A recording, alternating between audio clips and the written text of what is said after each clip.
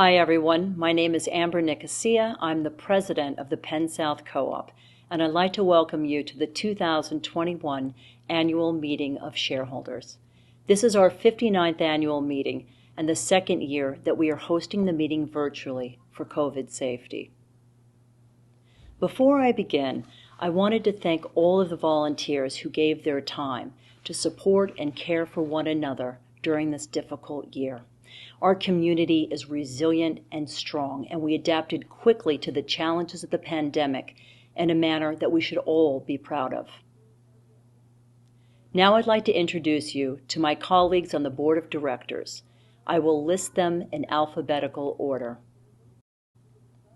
Matthew Barilli, Charles Baer, Morris Benjamin, Lloyd Blazin, Martin DeCat, Jenna Feist, Terrence Gerchberg, Brian Hammerstein, Kim Oliver, Rocco Ottamanelli, Tracy Raposo Cook, Petra Shine, Robert Sikorsky, Sasha Tabachman-Smith. Martin and Tracy have decided not to seek re-election, and I'd like to recognize both for their service and contributions to our community. I also wanted to say a few words of remembrance for our longtime board member, Walter Mainkoff, who passed away earlier this year.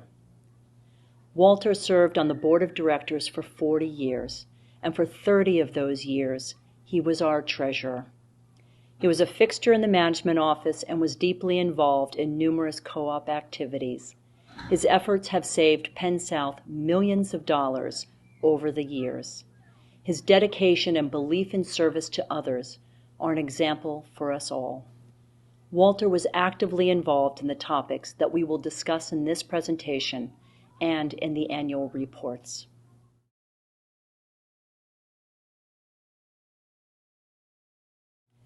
I'd like to turn this over to General Manager Ryan Dietzig, who will introduce members of the Penn South senior staff.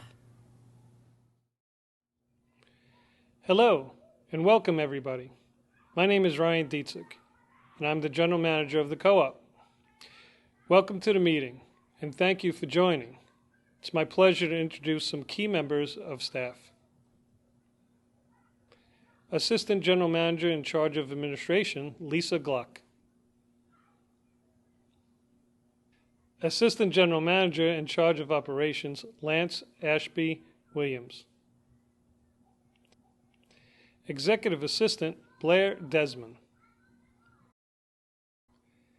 Financial Manager, Gary Bachrach. Assistant Finance Manager, Susan Gurai. Powerhouse Chief, Ed Johnson. Education and Communications Director, Mario Mazzoni. Maintenance Manager, John Seymour.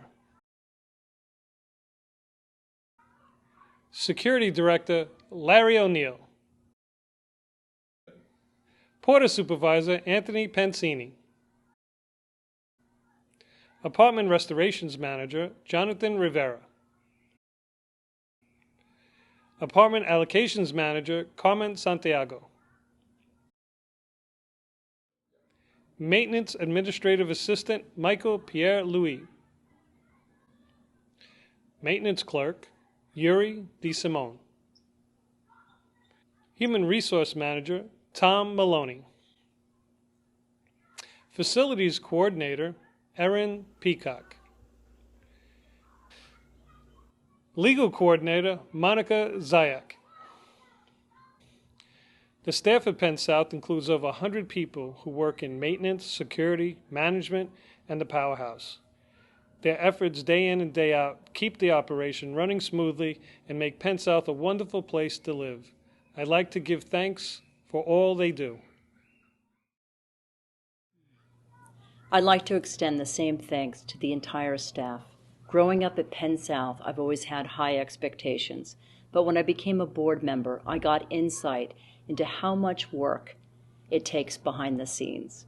I want to thank the co-op employees for the wonderful service you provide, keeping the buildings well maintained and our grounds looking beautiful.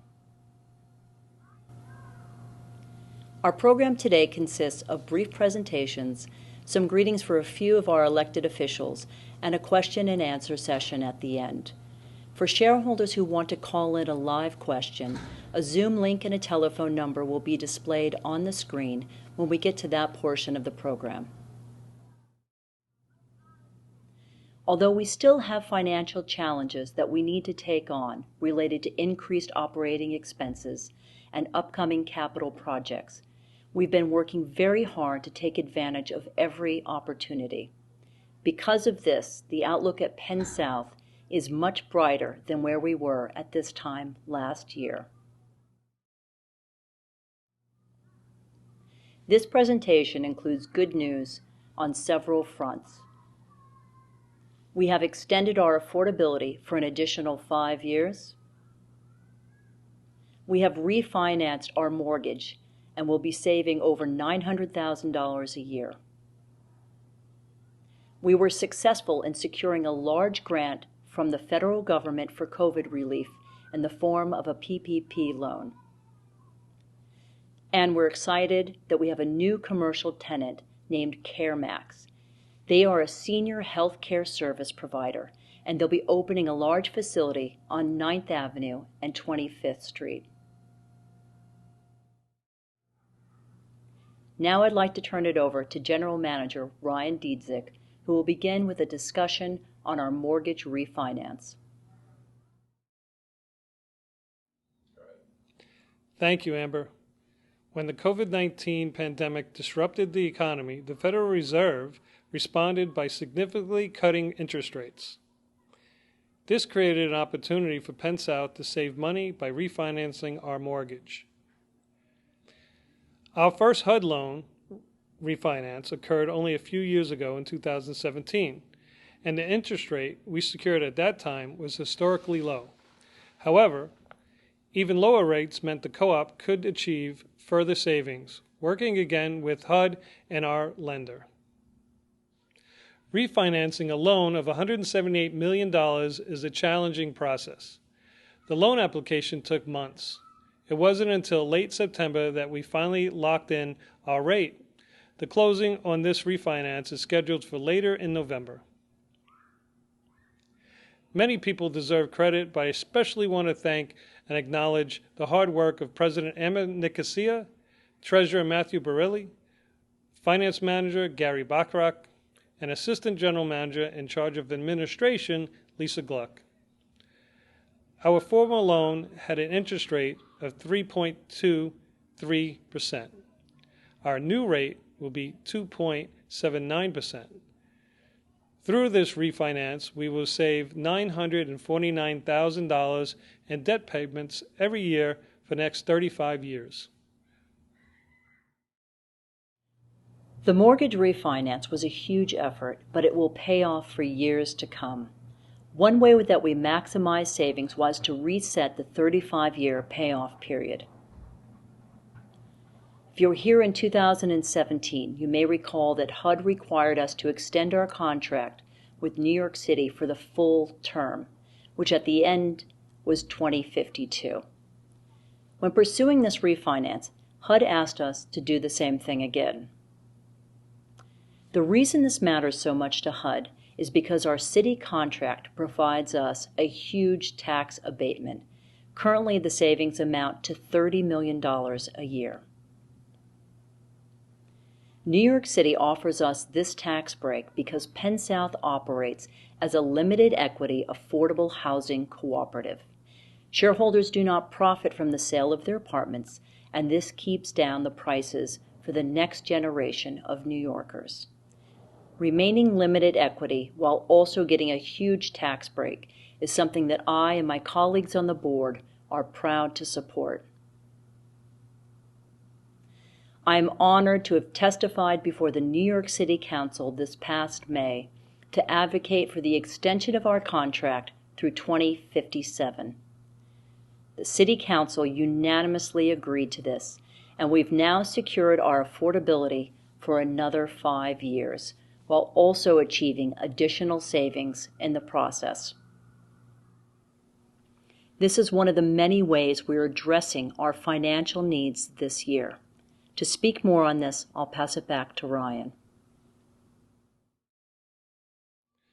With COVID, we found ourselves facing higher expenses and declining revenue in some areas. One area where we took a hit was with our commercial tenants. As everyone knows, retail stores, restaurants, and offices were closed by government order for extended periods of time. Even now, a lot of our foot traffic has still not returned. During the most challenging times, some of our businesses could not pay the full rent. We offered temporary rent reductions for some commercial tenants on a case-by-case basis. This helped businesses survive, but it also helped Penn South. There was very little demand for retail space during the peak of the pandemic in New York City. A failed business would mean that we could have an empty storefront for a very long period with no rent coming in at all. Our cooperative approach was a success. Nearly all of our businesses were able to weather these challenging times.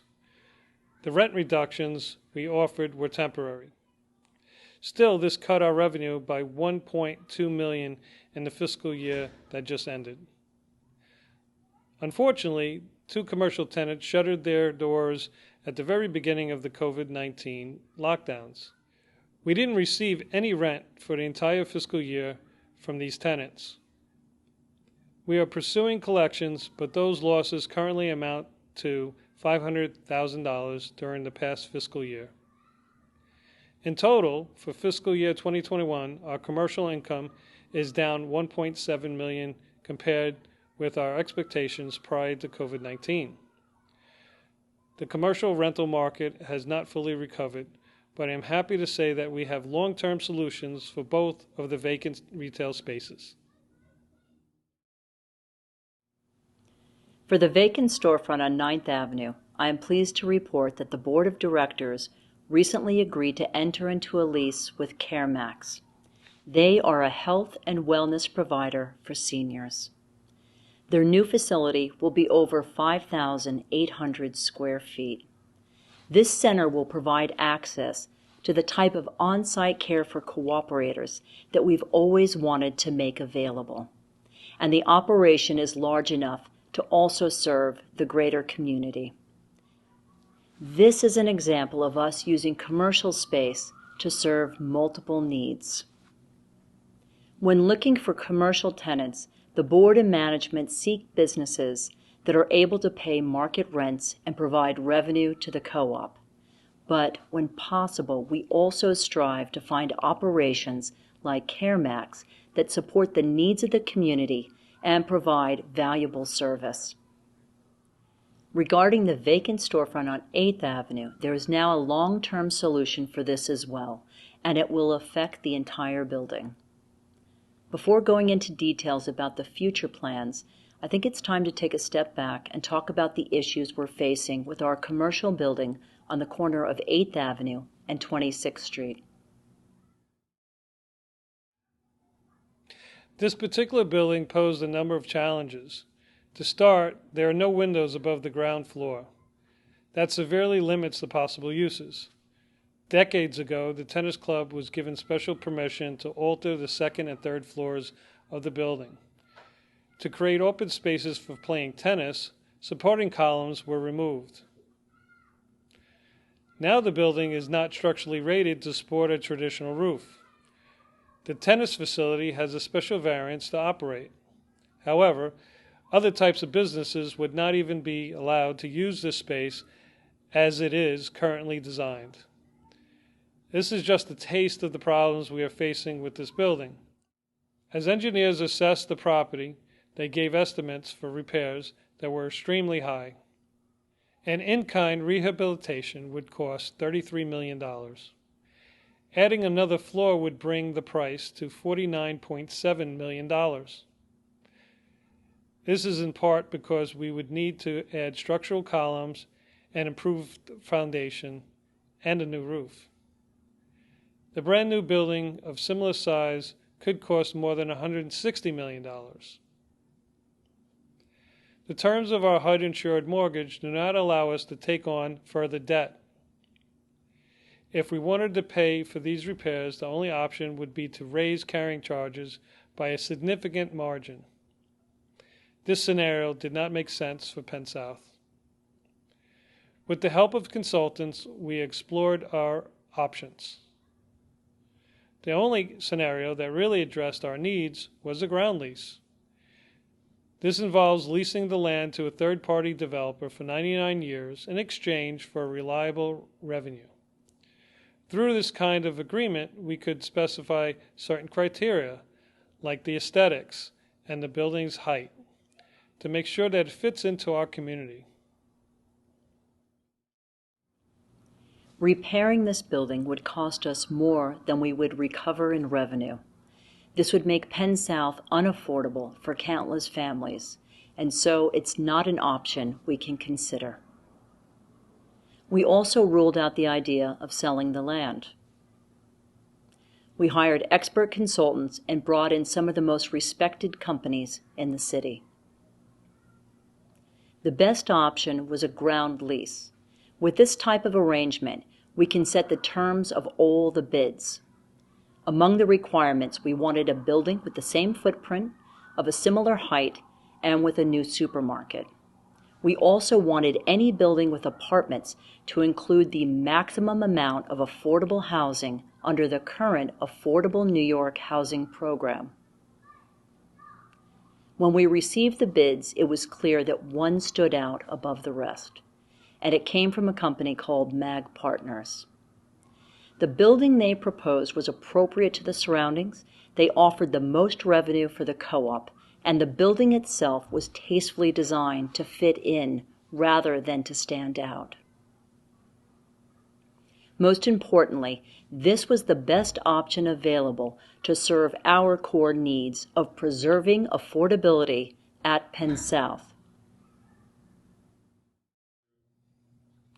Let's focus on the numbers for a moment. When the current building was at full occupancy before COVID-19, it was bringing in $1.7 million in revenue. However, of this money, we paid $300,000 in property taxes. We are also responsible for all building maintenance. Neither of these will be true with the ground lease. The leaseholder will pay all property tax and will be responsible for all maintenance. As a reminder, our commercial properties are not subject to tax abatement or other subsidy. By the second year of our ground lease, the revenue to the co-op will increase by $700,000 per year. There are annual increases built into the lease. For Penn South, the revenue will be consistent and reliable. Steady, predictable income is exactly what an operation like Penn South needs. The purpose of Penn South is to provide affordable housing today and long into the future, and the ground lease helps us achieve this. Staying on the topic of finances, I'd like to share good news. The past year, we received $2.79 million through the Paycheck Protection Program. While this is a one-time source of revenue, it was incredibly important in bringing our current budget in line. And I'm going to ask Ryan to share more about this. Securing money through the Paycheck Protection Program was a challenging process for Penn South. When the program was first created in March of 2020, the federal government allocated $349 billion in funding. However, housing co-ops were not eligible for any of this assistance. Later, the program was renewed, and the federal government added another $320 billion in funding. But once again, we were not permitted to access any of the money. Thankfully, a full year into the pandemic, the program was funded for a third time. This time around, the program criteria was revised to make housing co-ops like Penn South eligible. I'd like to thank U.S. Senator Chuck Schumer for leading the fight to make this change for the benefit of Penn South and other co-ops like us. This application process was also quite challenging, but it didn't stop our team. Leading the charge were Human Resource Manager Tom Maloney, Finance Manager Gary Backrack, and our late Treasurer Walter Mankoff. Although the money we received from the program is referred to as a loan, it does not have to be repaid. I'm thrilled to announce that in October we received word that our $2.79 million loan had already been forgiven in its entirety.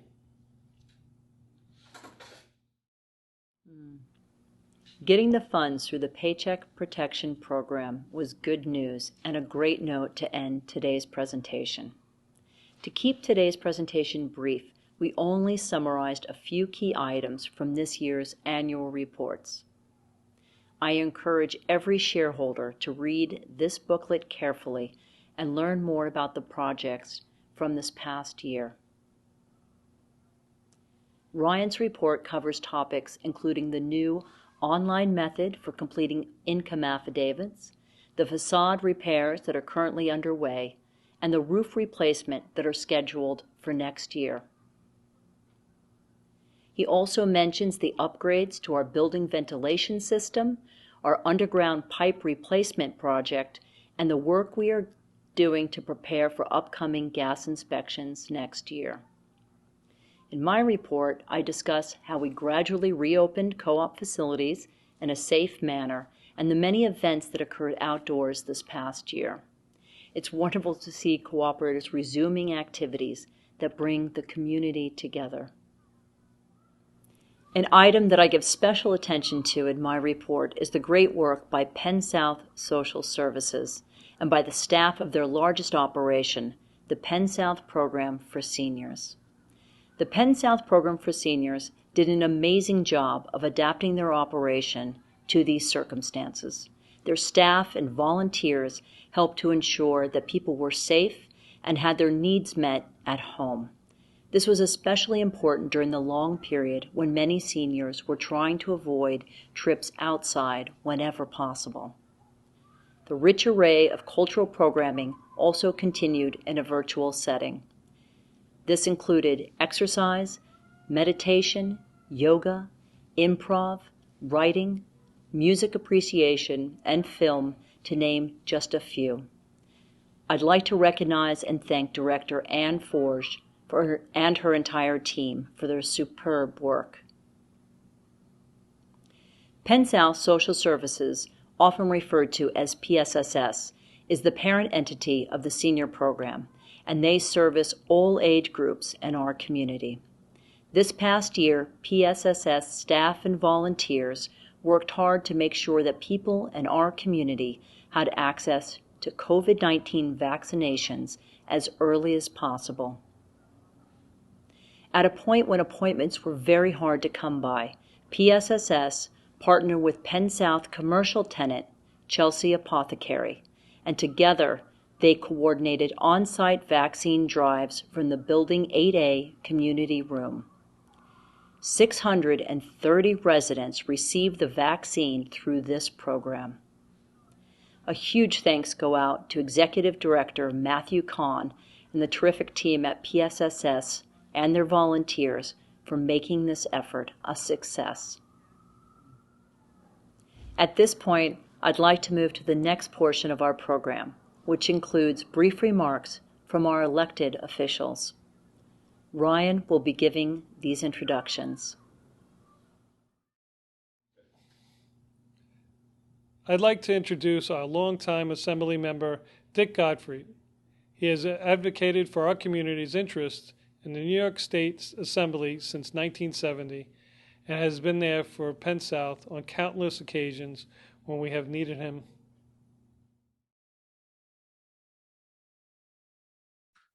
Well, hello, everyone. It's good to be with you for the Penn South annual meeting. Sorry we're not doing it in person. I hope we can get back to doing that in person soon. As you've probably heard me say before, I grew up as a child in a development in Queens, a co-op, taxpayer assisted, very much like Penn South. And so I was learning at a very early age a lot of what the principles that are that make Penn South what it is. And I tell you, as an elected official representing Chelsea, it's very important to me to have the support of the people of Penn South with their very strong sense of social responsibility. That's my politics, and it's the politics of Penn South, and that's so important to our community. And I very much appreciate that I've been hearing the feedback from Penn South about a couple of hot issues at the moment, congestion pricing and the concerns about Penn South residents who of course live within what will be the congestion pricing district and may own cars and drive in and out of the district. And we're trying to work out some accommodations. So it's good to be hearing from Penn South on that. And the other issue to mention is the proposed Empire Station complex development. And we've been working together with the governor's office and the Empire State Development Corporation and the MTA to try to scale back that proposal and to make sure it's done in as friendly a way to our community as possible. And we've just been hearing that the governor is proposing to move the redevelopment of the existing Penn Station itself, which is the facility that we use for particularly for the subway, and to make that a real priority, not just the Gateway project. And that's good news. So good to be with you. Always looking forward to working with Penn South on the needs of the development in any way that I can. And thanks for having me. Bye-bye. Now I would like to introduce Brad Hoylman, who has represented our community in the New York State Senate for 9 years. Brad has been an ally for Penn South community whenever we needed him.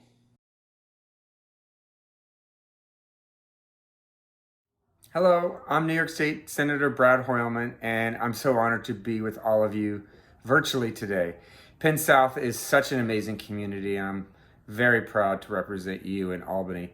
What a year it's been. This year, among a lot of wins up in Albany, I passed legislation banning ghost guns, strengthened our hate crimes law, required the translation of COVID information on government websites, expanded what are called veteran treatment courts, and passed the Gender Recognition Act for our transgender and non-binary friends and family. All this legislation is awaiting the governor's signature. As it has been for all of us this year, vaccines have been a big priority for me. I introduced legislation to finally end the unfair double standard in our current vaccine mandate that allows out-of-state performers and athletes to enter venues without proof of vaccination.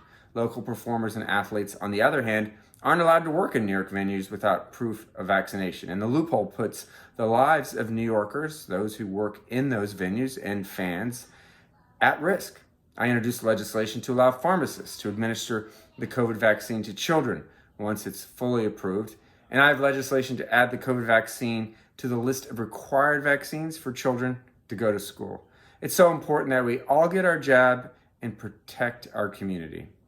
On another note, I know that the Empire Station project, our former governor's proposal for Penn Station expansion and development, has been on this community's mind. The proposed project would bring up to 8 super tall office buildings to Midtown Manhattan, just blocks from where you live, at a time when we almost have a 20% vacancy rate for commercial office space. They've said it's to fund Penn Station renovations, which we desperately need, but to date we haven't seen any comprehensive plans for what a future Penn Station may look like or how much it would cost. If we're going to build tall, we have to build affordable housing, supportive housing, and use this as an opportunity to deal with our homelessness, housing and drug crises. Something Penn South is such a great model for in terms of housing we could replicate. In a Senate hearing on MTA finances, I asked Acting MTA Chair Jano Lieber about the necessity of adding 20 million square feet of commercial office space in Midtown to help finance the redevelopment and expansion of Penn Station. He was non-committal on the real estate development portion, saying that the transportation projects needed to be disaggregated from the real estate proposals. I couldn't agree more. He further said that federal financing specifics for the Penn Station redevelopment and Gateway Tunnel terminal haven't yet been determined. With my colleagues in government, I'm going to continue to advocate for greater transparency for the Empire Station Complex plan, keeping in mind that the redevelopment of Penn Station and expansion for Gateway must remain top transportation priorities for New York's future. Another concern that I've heard from a number of you about is congestion pricing.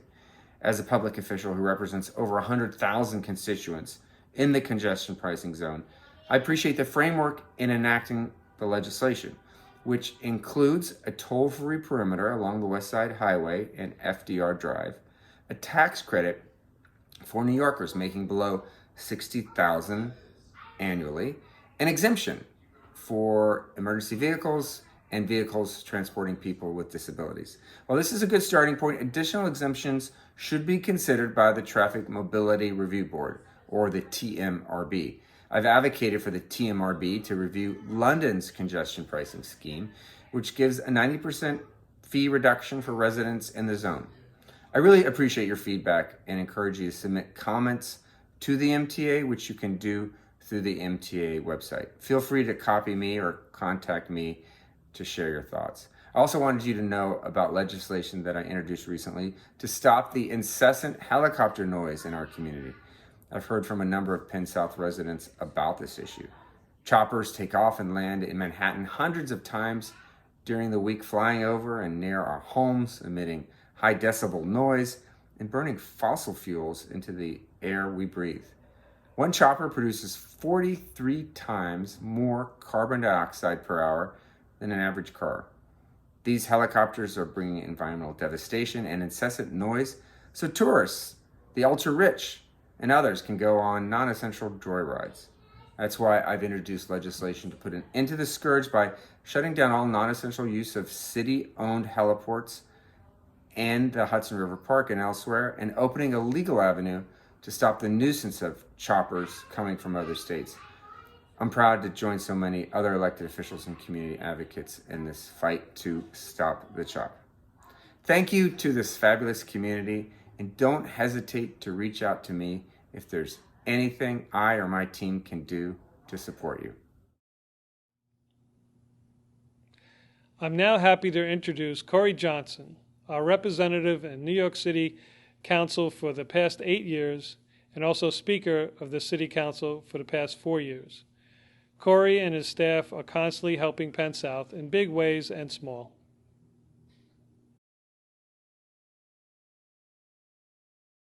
Hello, Penn South. I am so grateful for the opportunity to join you all today, even if it is virtually. I'm Corey Johnson, and I have had the real honor of representing you in the City Council for the past 8 years. And for the last 4 of those years, I've been proud to serve as Speaker of the City Council. And the past 2 years, as you all know, has been unlike any other. They have presented our city, our country, and our world with challenges none of us could have imagined, but my office and the City Council have been busy trying to make things better for you all. Over the last year, my office has delivered over 3,245 meals to Penn South seniors and families who had food insecurity. And the council and I successfully pushed the de Blasio administration to include $25 million in this year's budget for community-based food pantries.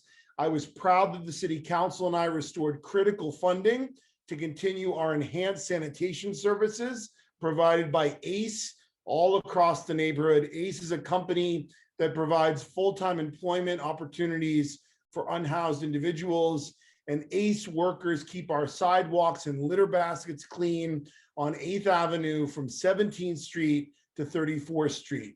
I'm also grateful to have been able to allocate $1.5 million in capital funds to replace and renovate the deteriorating track and field at Chelsea Park on 27th Street between 9th and 10th Avenues, right across the street from Penn South. And we have all seen how important our outdoor public spaces are. And I am dedicated to making sure you all have safe and clean spaces to recreate in.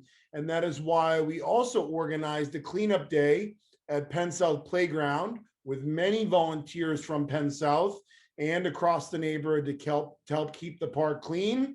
And my office and I are continuing the community events we've done to help support you all. Next Saturday, November 13th, we will have our annual free shred event at Penn South from 10 a.m. to 2 p.m. on West 26th Street between 8th and 9th Avenues. Hopefully, many of you will be able to take advantage of that opportunity and take a little bit of stress off of your plate. And I wanted to save this Penn South item for last because it is always something that has been such a high priority of mine. In this year's budget, I was able to allocate nearly $140,000 to Penn South Social Services to support our amazing programs that serve the people at Penn South. Programs like physical activity events, enhanced nutrition, and infectious disease prevention. Penn South Social Services is such a critical resource for all of the residents at Penn South, and I am always proud to support their incredible work. The council and I fought for $3.4 million to support organizations that provide a range of mental health services to older adults. These are mental health services that happen in non-clinical settings, such as senior centers, religious institutions, social clubs, and individual homes. These past 2 years have been so difficult, especially for our seniors who have been forced to remain isolated for so much of the time. And we want to make sure that mental health services are available to you in places where you're comfortable. The council has been busy passing important legislation to support our residents and businesses during this turbulent time. In February, we voted to require a COVID-19 vaccination plan for homebound seniors. The pandemic has been particularly devastating to seniors who are at the highest risk of serious complications. And sadly, that population also had trouble getting vaccinated because of hurdles in getting appointments, as well as physical challenges in getting to so many vaccination sites. That's why we wanted to make it as easy as possible for homebound seniors to keep themselves and their loved ones safe by being vaccinated at home. And following the success of the outdoor dining program and helping save many of our beloved neighborhood restaurants, the council also created an outdoor arts program. The COVID-19 pandemic has had terrible effects on New York City's arts and culture organizations. Institutions of all types and sizes have struggled to survive amidst closures, restrictions, and canceled programming. The outdoor arts programs allowed eligible art and cultural institutions to use approved open and public street space for artistic and cultural events.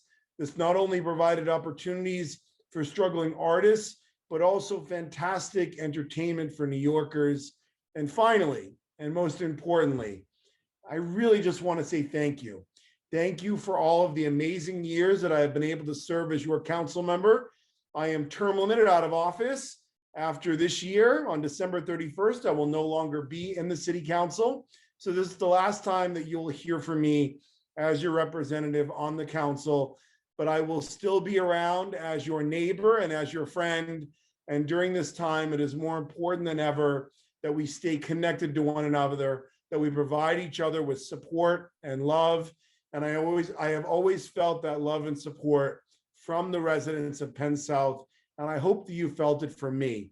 I just want to thank the incredible board and staff at Penn South for our years of partnership and doing great work together. You're going to have a great city council member in Eric Botcher. He's been my chief of staff in my district for many years. And so I know you'll work really well with him. He loves Penn South and loves the community. So lastly, thank you all. I look forward to seeing you in person and around the neighborhood again sometime soon. Penn South, you are the best. I am immensely grateful for all the work we've done together. Be safe. Love to you.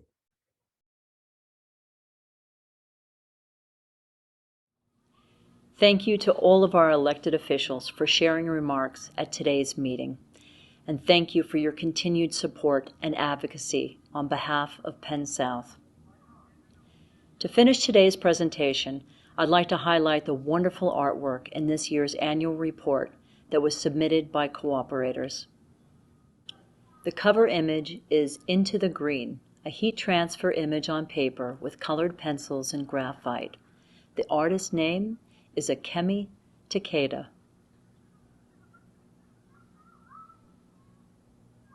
This artist has another work in the booklet as well, called Visual Memo H.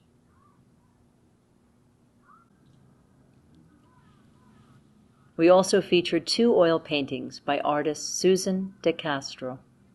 The first is Between Buildings 7 and 8.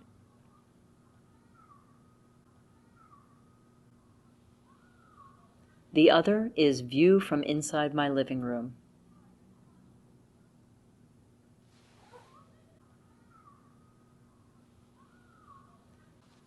We also featured an oil painting by Monique Ceres called Spring in the Penn South Park During the Pandemic.